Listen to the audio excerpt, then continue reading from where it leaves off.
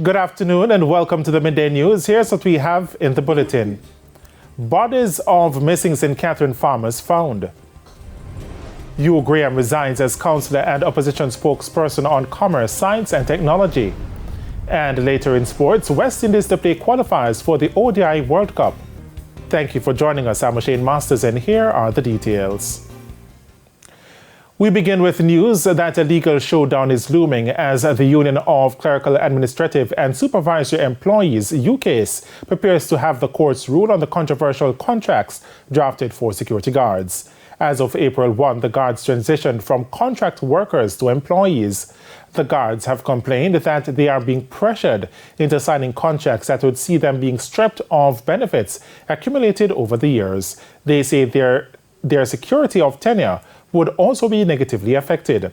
President of UCASE Vincent Morrison met with the guards yesterday to hear their grouses and has instructed the union's attorneys to move ahead with matter in the courts. And we'll have more on that story in primetime news at 7. The St. Anne Police says operational efforts continue to reap success in them recording declines in some of the major categories of crime in the parish. Prince Moore has the details. The parish of St. Anne in recent months have seen the imposition of 2 states of emergency as a means to curtail the rising crime rate in the Garden parish. This, as the police high command says, the murder rate in the once calm parish was becoming a challenge to manage. But speaking at a stakeholders meeting recently, Divisional Head Senior Superintendent Dwight Powell says things are once again under control. So last year, this time, we were seeing some 25 robberies. So far, since the start of this year, we are seeing some 9 robberies, which is 16 less, or a 64% reduction in our robberies. He says last year, robbers preyed on persons traveling with large volumes of cash. He, however, says following analysis of the data, the operational team implemented a quick response team. So we were having robberies that were perpetrated by persons operating on motorcycles last year. So we have placed some police on motorcycles. And I'm going to say that we are better than them. We are more equipped than them. SSP Powell also noted that there were reductions in break-ins with 20 less than last year. However, murders continue to be a problem. We are seeing some 16 murders across the parish. The vast majority of these murders, though, are domestic-related conflict situations. And so it is saying that as a parish, we are still not resolving our domestic issues in the best and most amicable way that we should. He's therefore urging citizens to use the domestic violence centers which have been established to iron out their issues. Prince Moore, TVJ News. A disaster waiting to happen. That's how residents describe a breakaway along the Lucy Main Road in Hanover. They are calling for the authorities to intervene and fix the problem. Shamala Pullen reports. A section of the Church Street Main Road in Lucy, Hanover is becoming a danger zone to many persons who traverse that daily. The area is now cordoned off with yellow tape, but residents and motorists complain that the breakaway is getting worse. I feel bad. Even myself was dropping one of the hole over there when I'm coming from down a cemetery. One dust up catch me down there, and I drop in a hole. I never seen, and I turned to myself and said, this big hole can stay like that. The coal burn out from all night. If you go up there, look, you will see the coal burn out from all night. According to reports, a tourist was hurt recently in the area. The residents fear more accidents are imminent. From Montego Bay to Negril, and a lot of tourists on the road, and such alike. So vehicles run on the road and I'm one vehicle. So the road has to fix right now because it will cause accident. We hear that there's a tourist crash inside of it. Yes, but there's somebody what pen it round, he do a right thing to get it pen round because they couldn't stay like that. So he need to fix quickly, quick as possible. The road leading to the Noel Holmes Hospital is also in a deplorable state. They say they have tried to reach out to their local representatives, but nothing has happened. But Councillor for the Lucy Division, Easton Edwards, says he is aware of the problem and is making efforts to get the road fixed. since we heard about the collapse, it's not even a situation where we have a pothole and we can easily deal with a pothole. We're talking about the collapse of the drain system. And so the whole road must be dealt with and dealt with expeditiously. And so the matter was sent off to the NWA, and so you realize that the area is now cornered off, and I'm hoping that the NWA will deal with the matter in the shortest possible time. TVJ News also reached out to the National Works Agency, NWA. A representative said the issue is a priority to them as they're in the process of addressing it. Shamela Pullen, TVJ News. Representative said the issue. Member of Parliament for Northwestern Catherine Hugh Graham has resigned as shadow spokesman on commerce, science and technology. In a post on his official Twitter page, Mr. Graham says it was an honor to serve the people of Northwestern Catherine as spokesperson for the division. As spokesperson. Now, he says it is with a great consideration that he has decided to tender his resignation. In an interview with TVJ News, Mr. Graham explains the reason for his resignation. If it is that we want to form government, and if it is that we want persons to accept us as leaders, then we need at least 20 more seats. I don't see the value in the disruption in what you have already gotten, and why not try to build on what you have instead of try to destabilize what you have because somebody or bodies may have interest because the constituency is looking great and fabulous.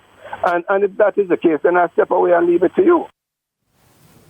Mr. Graham says he has had discussions with the leadership of a People's National Party about his concerns. I've made my position clear in terms of what it is that I stand for and what it is that I believe the people took the chance with me to vote me in as their representative. And if persons don't understand that, that is on them, it's not on me. But I am absolutely clear that I am not going to invest my time and my resources in defending a position that I believe is not the right direction. The bodies of two farmers who went missing from the Kitson town community over the weekend have been found. But how did it get here? Alsheen Burke reports. The fears of residents of Kitson Town, St. Catherine have been realized. Georgia Blunt and her common-law husband, Rue Fuller, who went to feed their cows early Saturday morning, have been found dead. The bodies were found in an abandoned structure near Naseberry Villa in the community. An alarm was raised on Saturday afternoon after the farmers did not return home from feeding their cows. A group of community members went searching, but only the truck was found. The animals and the owners were missing. Miss Blunt's brother Joseph Batten says several calls were made to the police, but the outcome was less than desirable. We called the police, and the police hung up them phone and sent two girls come out there, and then they send back a next unit with two other guys, and the guy then said they don't have any vest.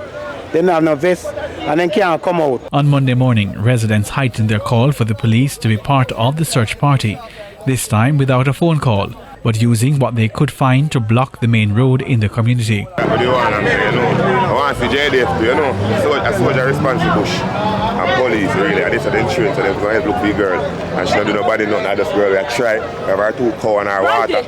And they just hostage the girl and thing. And we need to help look for the girl. And that's what I said. It was that subsequent help from the police that assisted the community members in locating the deceased individuals.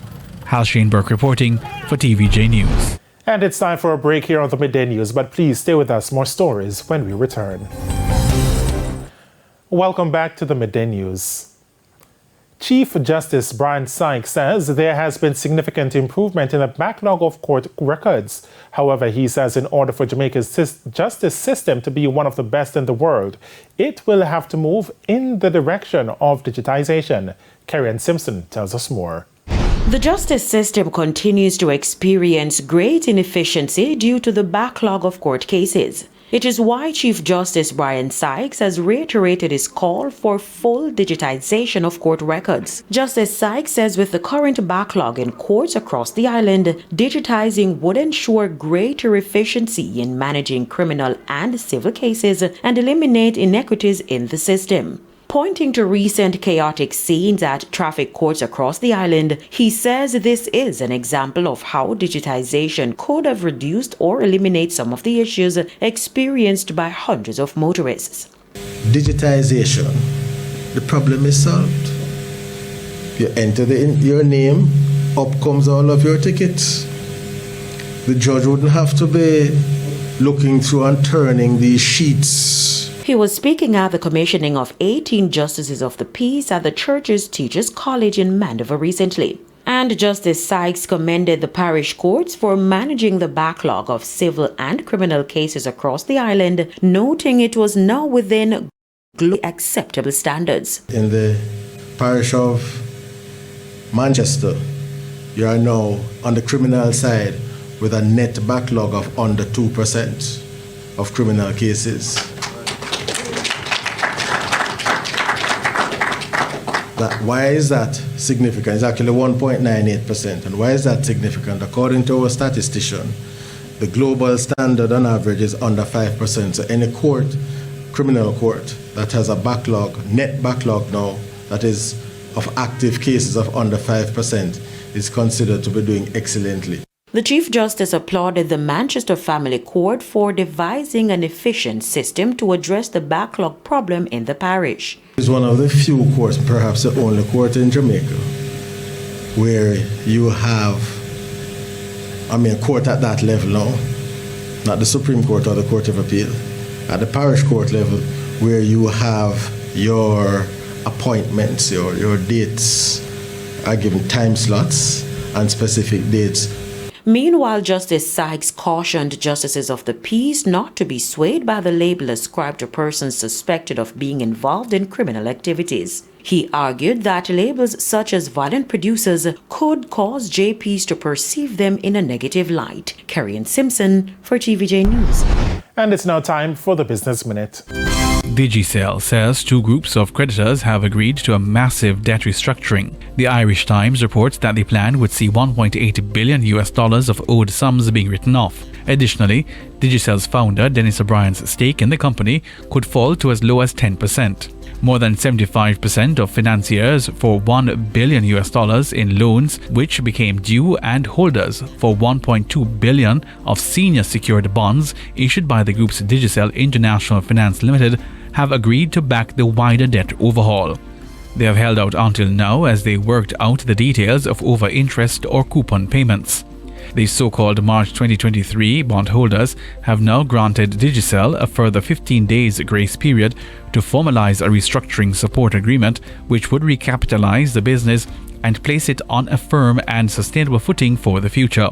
The reorganization would see Digicel's borrowings fall by $1.8 billion or about 40% as bondholders swap much of its debt for equity. Two other categories of bondholders will end up writing off most of their combined $640 million investment. Digicel has gone through two other debt restructurings in recent years.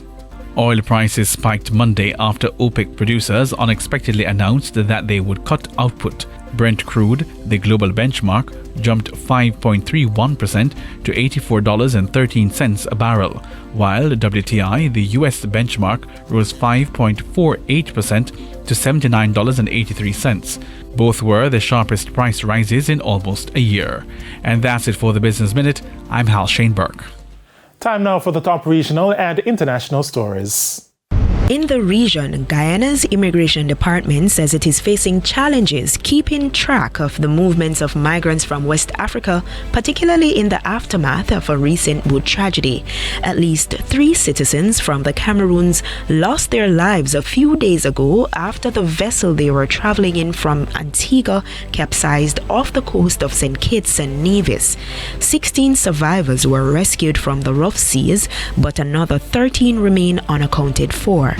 On the international scene, a female suspect has been arrested in connection with an explosion that killed a prominent Russian blogger and wounded at least 32 at a cafe in St. Petersburg on Sunday. 26-year-old Darya Trapanova was placed on the Interior Ministry's wanted list. Her arrest was later confirmed by Russia's investigative committee. According to reports, she passed him a statue shortly before the blast. It's believed a device was being hidden inside. And Malaysia's parliament has voted to remove the country's mandatory death penalty. This means that the more than 1,300 prisoners currently on death row could be spared. The country has a moratorium on execution since 2018. However, the abolition now removes the death penalty as the mandatory sentence for 11 serious crimes, including murder and terrorism. Judges have retained discretion to impose capital punishment in exceptional cases. And those were the top regional and international stories. I'm Raquel Porto. And we head to a quick break. When we come back, Jordan Fort will have your midday sports report.